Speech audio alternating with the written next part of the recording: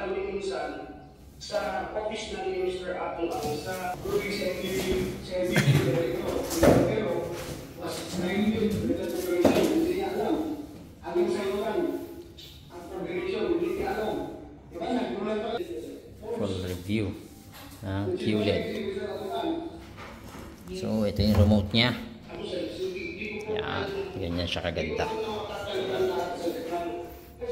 So ito is 120 Hz na rin.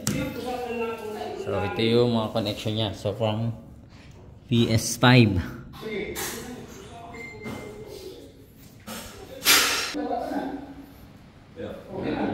QLED.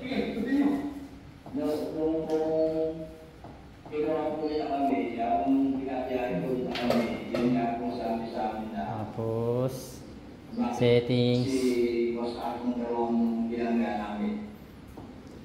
screen,